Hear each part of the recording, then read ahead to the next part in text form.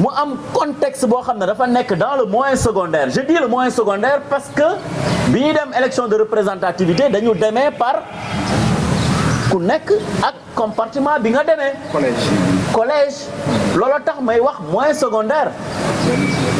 Le moyen secondaire avec le collège tey benn syndicat bu nekkee en lutte beneen bi toog mooy que ne tu risques de. c'est des enjeux. c'est des enjeux. beneen organisation syndicale xaar ba benn plan d'action dam mu def benn plan d'action ñu doog a daje ci seeni plan d'action. c'est de bonne guerre parce que y a des menaces extérieures parce que crise boo gis dafay endogène wala mu exogène te ñun ñëpp xam nañ ne la crise exogène dafa commencé woon gangréner les collèges du moyen secondaire je ne dirai pas les mots ñun ñëpp xam nañ parce que aussi dans la communication dans l'occupation de l'espace médiatique il y avait des menaces yoo xam ne am na ku ko commencé woon représenter dans ce collège ku nekk nag sa identité boo ko naree ñàkk am na nooy fippoo pour mën ko garder ça c'est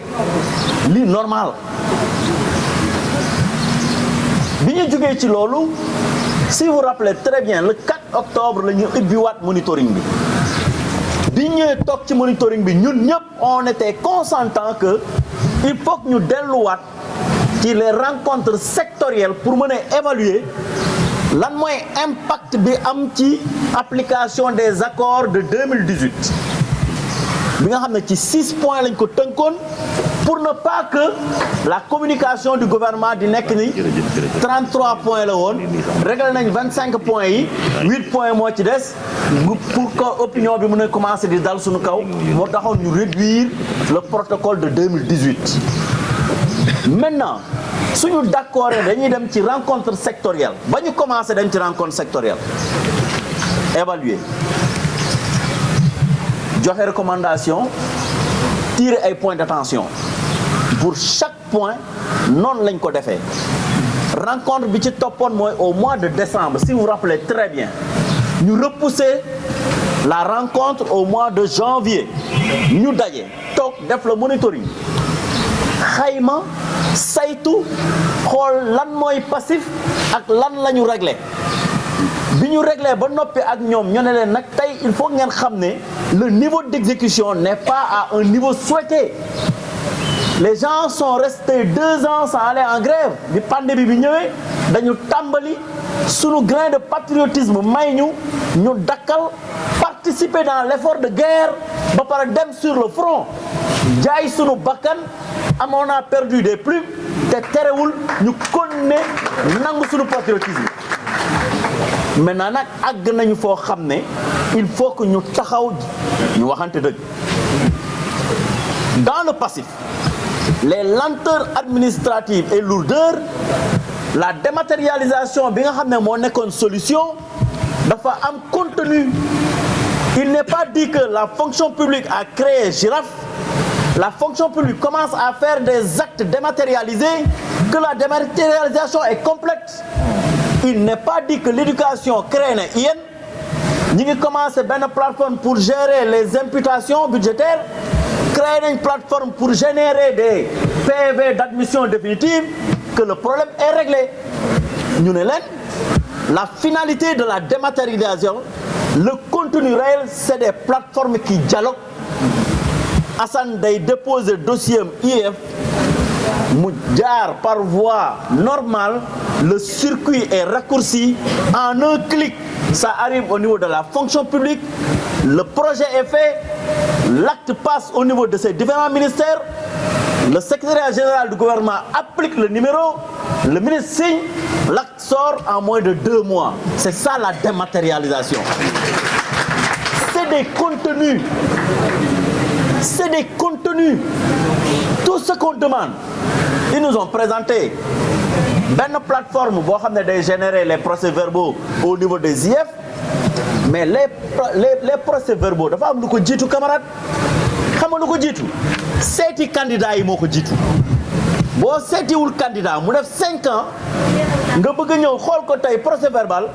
mu générer procès verbal bi et que le procès verbal ne peut pas être un arrêté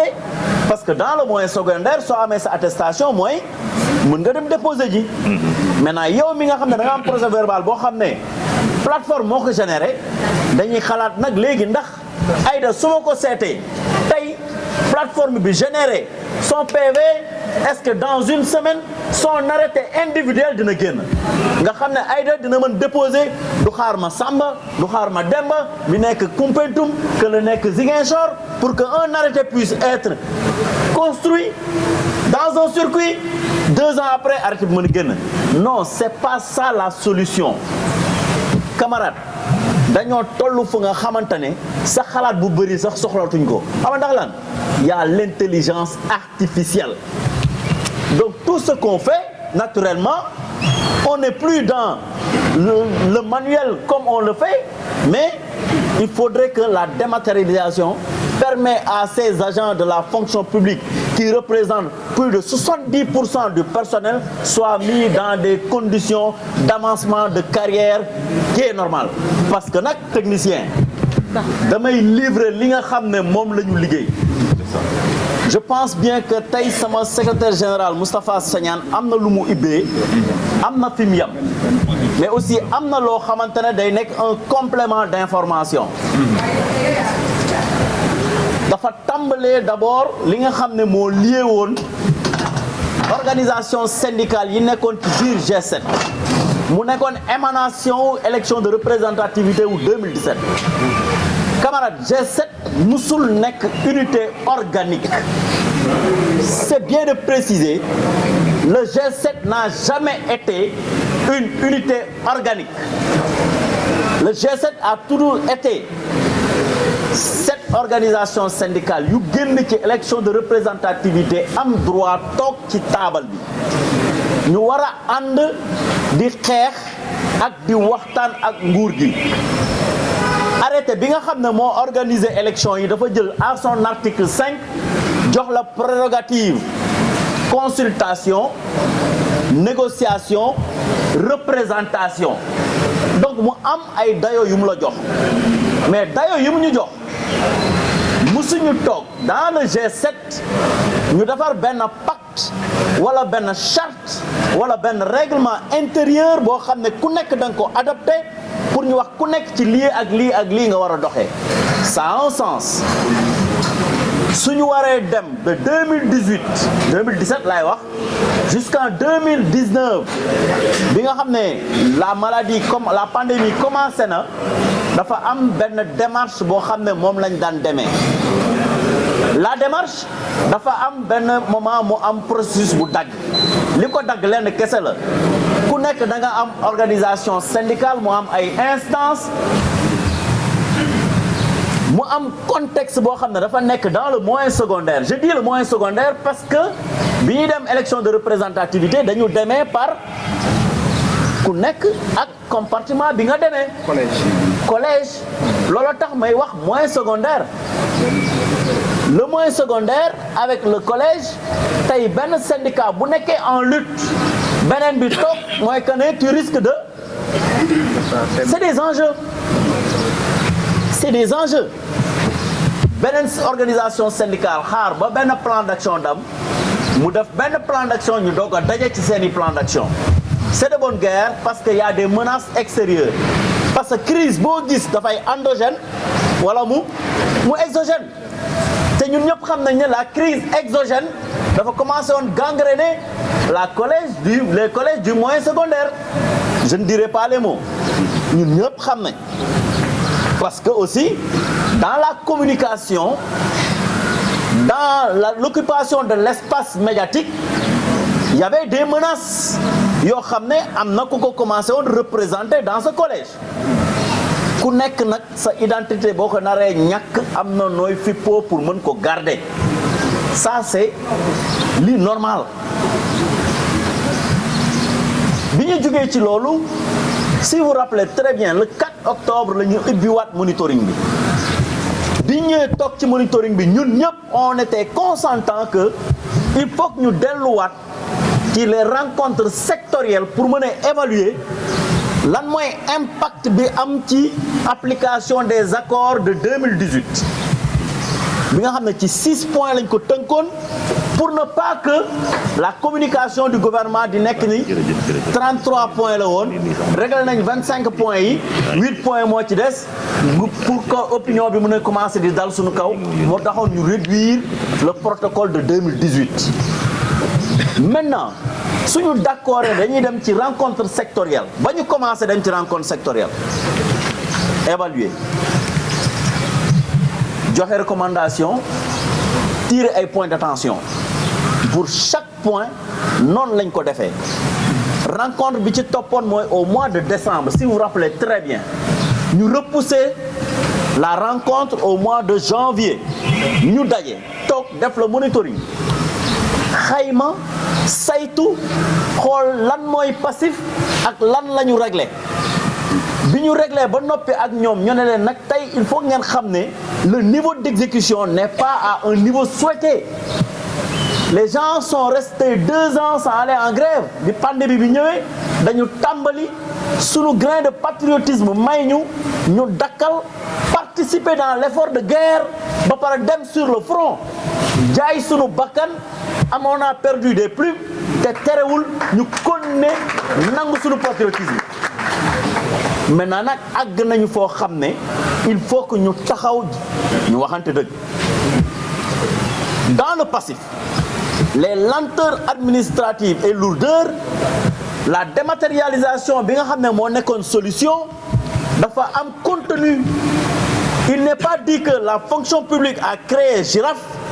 la fonction publique commence à faire des actes dématérialisés que la dématérialisation est complète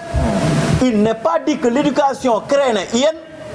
ñi ngi commencé benn plateforme pour gérer les imputations budgétaires créer nañ plateforme pour générer des PV d'admission définitive que le problème est réglé ñu ne leen la finalité de la dématérialisation le contenu réel c'est des plateformes qui dialoguent Assane day déposer dossier IEF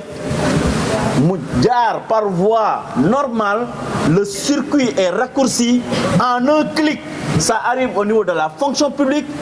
le projet est fait l'acte passe au niveau de ces différents ministères le secrétaire général du gouvernement applique le numéro le ministre signe l'acte sort en moins de 2 mois c'est ça la dématérialisation c'est des contenus tout ce qu'on demande ils nous ont présenté benn plateforme boo xam ne day générer les procès-verbaux au niveau des IEF mais les procès-verbaux dafa am lu ko jiitu camarade xam nga lu ko jiitu seeti candidat yi moo ko jiitu boo seetiwul candidat mu def 5 ans nga bëgg a ñëw xool ko tey procès-verbal mu générer procès-verbal bi et que le procès-verbal ne peut pas être un arrêté parce que dans le moyen secondaire soo amee sa attestation mooy mën nga dem déposer ji